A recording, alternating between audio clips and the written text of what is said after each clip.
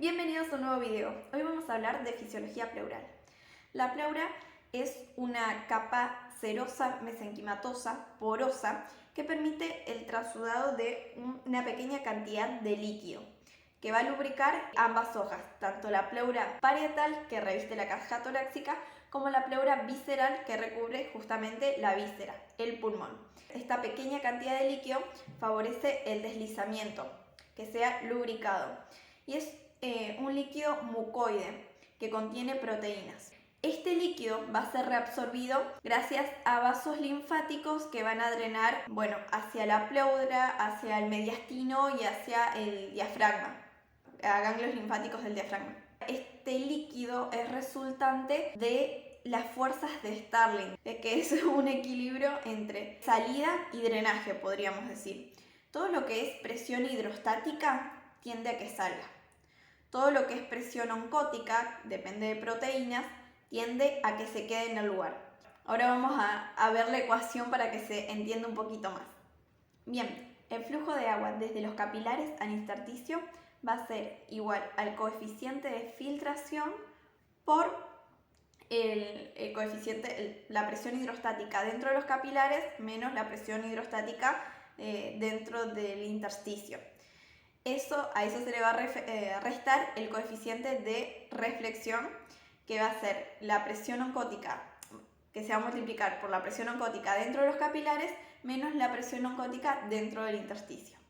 Del espacio pleural, el drenaje se va a producir por estomas o aperturas de alrededor de 6 micrómetros que dan a lagunas linfáticas. Entonces de ahí, del espacio pleural, atraviesan ese orificio, pasan lagunas linfáticas y de ahí el drenaje linfático va a la circulación linfática sistémica. Entonces, del espacio pleural se encargan los vasos linfáticos parietales, mientras que de la pleura visceral, que es una capa más gruesa, esta no permite tanto el pasaje de líquido hacia el espacio pleural, entonces hay poca relación, digamos, pero sí produce un poco de líquido que es drenado por los linfáticos intersticiales del pulmón. Normalmente hay un paso de proteínas hacia el espacio pleural de muy poquita cantidad, de 0,3 miligramos por decilitro aproximadamente. Sin embargo, una vez que pasa, hay una cierta reabsorción de agua a través de vénulas de baja presión y hacen que las proteínas se concentren más y lleguen alrededor de 1,5 miligramos por decilitro. Esta presión oncótica que queda en el espacio pleural es de poca significancia, es decir, no va a absorber mucha cantidad de líquido. Y de hecho estas proteínas muchas veces se reabsorben a través de los estomas y pasan a circulación linfática. Pero recordemos que siempre queda una cantidad de 7 a 14 mililitros de líquido en el espacio pleural para favorecer la lubricación. Recordemos también que aparte de encargarse de la reabsorción de líquido para mantener el equilibrio, los vasos linfáticos también crean una presión negativa torácica y esto es importantísimo para mantener expandidos los pulmones. Si los vasos linfáticos no generaran drenaje continuo, se produciría colapso pulmonar. Como la presión de colapso es de alrededor de menos 4 milímetros de mercurio, la presión que tiende a la expansión tiene que ser mínimo de menos 4 milímetros de mercurio. Suele ser algunos milímetros de mercurio mayor, justamente para asegurarse que no haya colapso. Y a pesar de que en la cavidad torácica, en el espacio interpleural hay una presión negativa y los gases pueden difundir a través de estas membranas, esto no sucede porque la presión en los capilares es de alrededor menos 70 centímetros de agua que la presión atmosférica, generando un gradiente de presión de alrededor de 65 centímetros de agua hacia los capilares.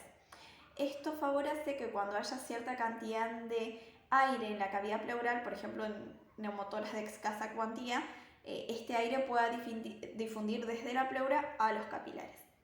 La pleura parietal recibe su irrigación a través de las arterias de la caja torácica, por lo que maneja presiones del circuito sistémico. Mientras que la pleura visceral, si bien tiene un componente sistémico gracias a las arterias bronquiales, manejan presiones menores porque van a drenar al circuito pulmonar que tiene menor presión. Respecto a la inervación, la pleura visceral solo recibe inervación del sistema nervioso autónomo, por lo que carece de sensibilidad, mientras que la pleura parietal recibe inervación de los nervios intercostales, lo que va a producir un dolor exquisito en caso de irritación, por ejemplo en la neumonía. Algo a destacar que la pleura diafragmática está inervada por el nervio frénico, que tiene su origen en los metámeros cervicales, de donde también parte el plexo braquial. Esto hace que muchas de las irritaciones del nervio frénico puedan ser referidas al hombro. Es re tarde, pero un moreno lindo me recordó que no había hecho el final del video.